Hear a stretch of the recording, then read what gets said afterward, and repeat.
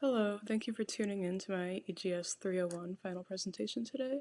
My name is Claire Hampton, and today I'm going to be talking a little bit about public transport inefficiency in the United States, some of the background causes of this issue, and what can be done to solve it in the future.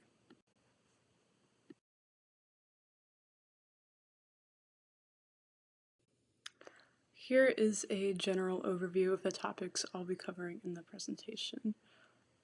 First of all, I would like to talk a little bit about car dependency and how that affects the accessibility of public transportation. And then I'd like to go over some of the benefits and make the argument that public transportation is a public good and should be accessible and available to all. I want to go over the history of policy development in relation to transportation. I'm going to do a bit of a comparative analysis as well between the US and the EU, and I'm also going to implement Japan and their transportation system. I'll also cover some barriers to improving public transportation. I'll consider demographic data and the aspect of intersectionality. I will follow the development of some nonprofits and other organizations who work to improve public transportation. And then finally, I will make some policy recommendations to better address this issue.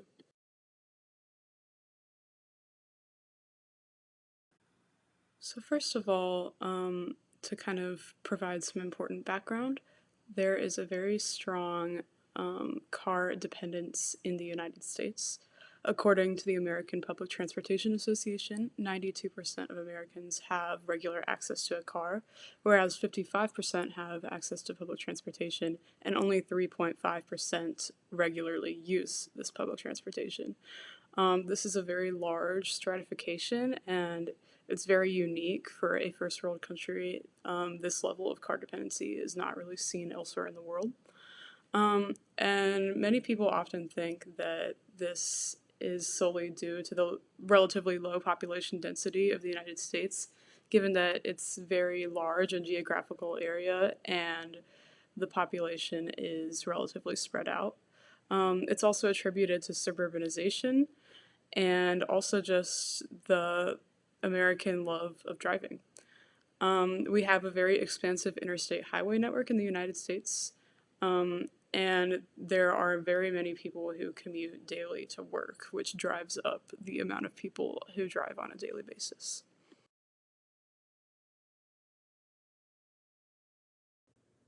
Continuing on the subject of commuting, here are a few graphics showcasing how most Americans get to work. The first is from a census from 2005, and the second is from 2019. So as you can see, around 77 to 78% drive alone to work. And then another 10% can be attributed to carpooling or rideshare.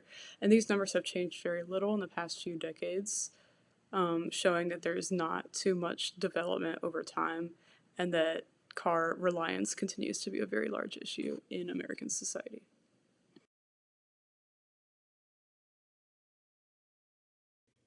So I mentioned that car dependence is often attributed to low population density and suburbanization, and both of these factors are important elements in the infrastructure of the United States, but they leave out a key factor which has to do with the history of transportation policy development.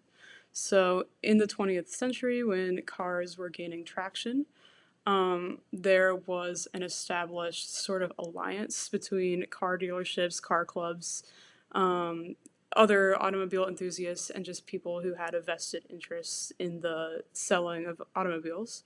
And this was called motordom.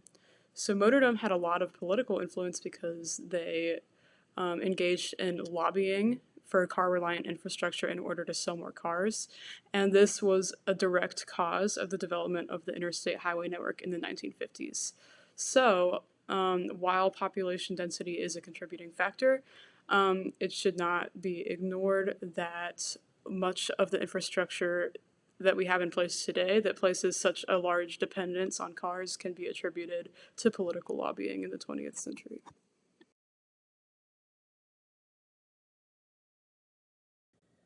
Now that the problem of limited public transportation accessibility in the US has been established, I wanted to go over some of the benefits of implementing accessible public transportation.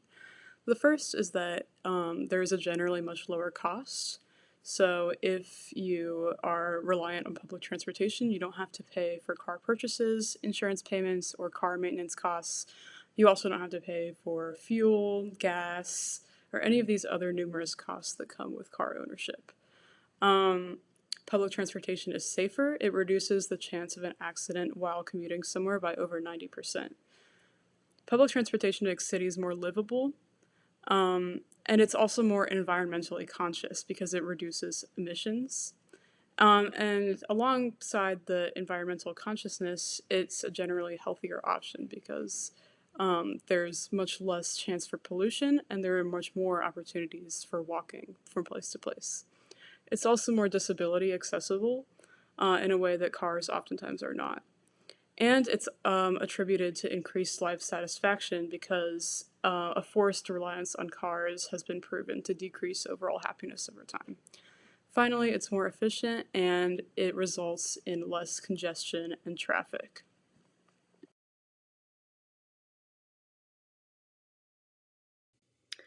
I'd like to take a second to compare the state of transportation in the US with that of the EU. Um, and back to the aspect of population density, the US is much larger geographically speaking than the EU, but the EU does have 100 million more people, and it has a much more robust and interconnected public transportation system. An interesting aspect about public transportation in the EU is the existence of the Schengen zone, which means that you can pass freely between EU countries without going through border control, passport checks, etc. And this makes public transportation much more efficient, especially on a continent where countries are so much smaller. You can travel much more effectively across borders in a much more limited time. And then all of this goes to say that the increased public transportation in the EU makes European cities much more walkable, traversable, and livable. Um, from personal experience, I studied abroad in Luxembourg last semester, and Luxembourg is one of the only countries in the world to have entirely free public transportation. They implemented this policy after COVID-19, but it has proven to be a huge success since then. You can travel via bus, train, or streetcar for no fare whatsoever, and it's extremely efficient. And although there are some barriers to implementing such a system in the US, it's something that we can strive to work towards using Luxembourg as an example.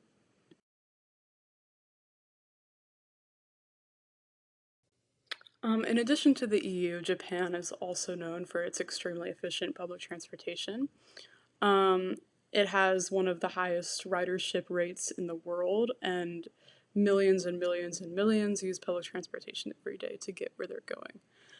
It's very well integrated, and the entirety of Japan, despite being an island nation, is very well interconnected with one another through the use of public transportation. Another important aspect is the Shinkansen, or the bullet train.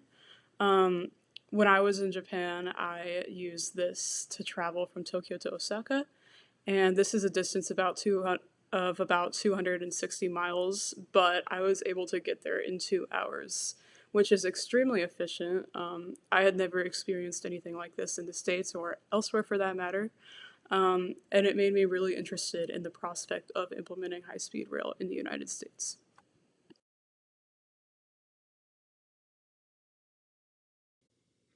One of the main issues opposing public transportation accessibility today is what I call ideological pushback. And this is the general perception that public transportation is a quote unquote welfare service. It's not really viewed as a necessity because it's very ingrained in our culture that driving is a necessity and public transportation is not. And this will be pretty hard to overcome because, like I said, it's very ingrained in people's minds that public transportation is not a necessary service. And some critics even refer to it as socialist, which such buzzwords, without getting too political, in today's political climate are very damaging because they don't allow for a full scope or understanding of the issue, and they just over label it without getting to the root of the issue or understanding why such a public good would be necessary. Um, but this does have sort of a valid background because it comes from concern about overtaxation and regulation, which is understandable. But overall, it'll be hard to work through this ideological pushback because cars and driving are very intrinsically linked to the sort of uniquely American ideals of freedom and individualism in a way that public transportation is not.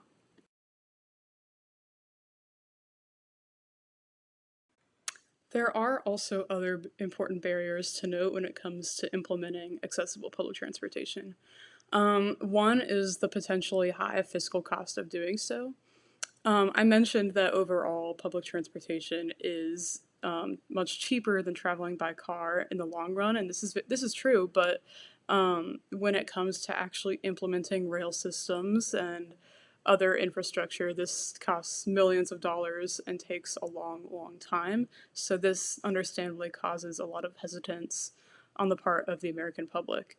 Um, and similarly, the sort of outdated infrastructure that we have in many places in the US makes development difficult, because if we were to try to implement a high-speed rail system, this would not work with the railways that are already in existence. They would have to be completely redesigned and redeveloped, which would be a very long and arduous process. And then another issue is that car dependency continues to be enforced through lobbying at the legislative level. This hasn't really changed. It's actually gotten worse over time. So it's something that we'll have to rise above if we do want to actually implement accessible public transportation. And then, similarly to what I was talking about on ideological pushback, sort of a lack of education on transportational issues invites these false perceptions. So there needs to be a more open discussion and more validated and correct information that's being dispersed to the American public.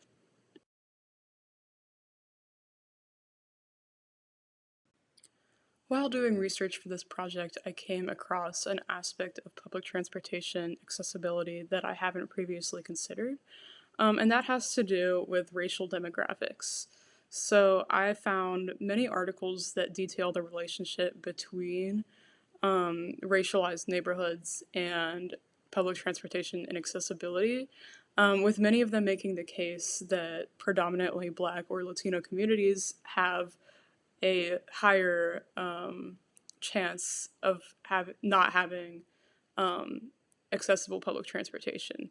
So this also serves to exacerbate existing inequalities, such as the wage divide and unemployment rate in these communities, because there is a lack of public transportation for these communities to get to work, whereas many more predominantly white neighborhoods don't have the same issue. And while officially speaking, public transportation has been desegregated since Brown versus the Board of Education, it's still, unofficially speaking, is quite segregated in terms of predominantly Black and Latino communities having less access than predominantly white communities.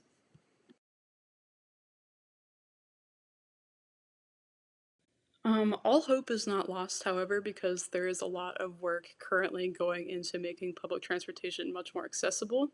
And a lot of this work is being done by organizations and nonprofits, such as the American Public Transportation Association. Um, and these organizations work tirelessly to promote advocacy, to promote education on the topic, to gather funding, to organize discussions, and just to make the case that transportation is a public good, and that everyone's voice should be heard. This is very important when it comes to advocacy, and making sure that at the legislative level things aren't being overly controlled by lobbyists. And then another case study that I found really interesting that has been happening recently is the implementation of congestion pricing in New York City. And I've put a little map here, but in the central business district, New York has recently implemented this sort of toll. So as you enter this congestion pricing zone via car, you are charged $15, and this is to reduce the congestion and the traffic in the area because New York is notoriously extremely congested. And it's also to raise money that will go towards public transportation initiatives and promote the use of public transportation in New York. And it has been very effective so far, though, of course, it is unpopular to some drivers. That's kind of the point. It wants to make the case that public transportation is more efficient and more desirable. Another way that progress has been made in recent years is increased disability accessibility.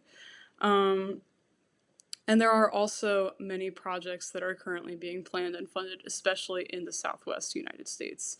One of these is the potential implementation of high-speed rail in California, which has been admittedly very slow to come to fruition and still will not be implemented for many years, if ever. However, there are very many organizations dedicated to funding and planning this implementation, and they have proposed implementing the high-speed rail between the lanes of the interstate highways so that further construction would not be needed.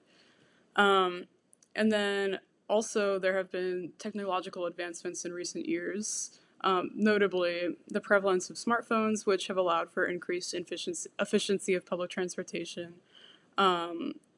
with things like route optimization, digital ticketing, apps that increase the efficiency of public transport, etc.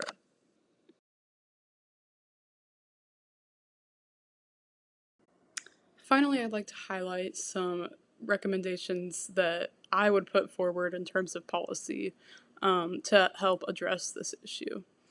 The first and arguably one of the most important is the rebranding of public transportation. This would ensure that the general public sees public transportation as a public good, and sees it as a necessity and something that can benefit all, rather than seeing it as a sort of quote-unquote welfare service. This would reduce the ideological pushback that I talked about before, as well as over-sensationalism. Another policy I would recommend is the use of a scenario-based approach to public transportation planning.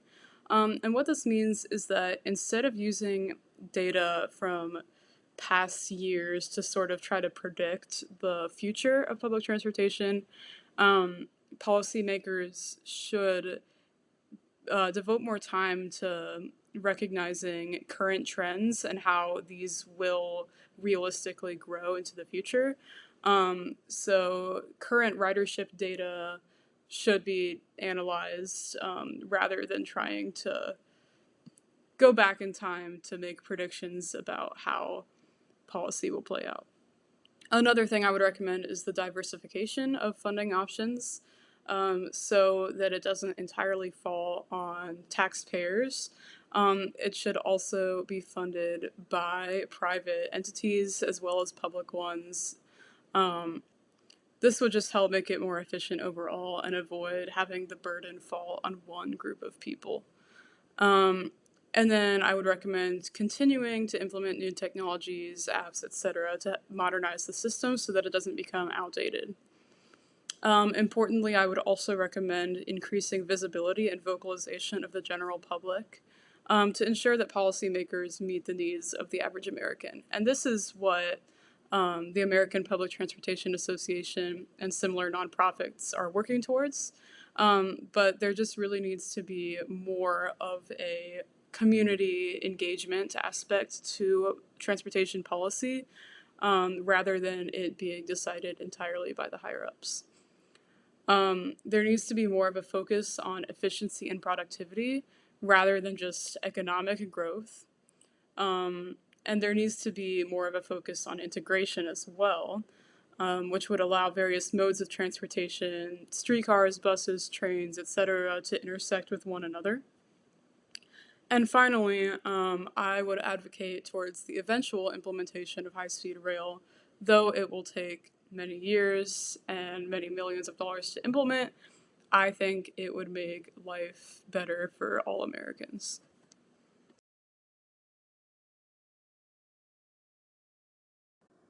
Here are the sources I used in researching this project. Thank you again for attending this virtual presentation, and I hope that you learned something about transportation accessibility and the necessity of efficient public transportation in the United States. Thank you so much.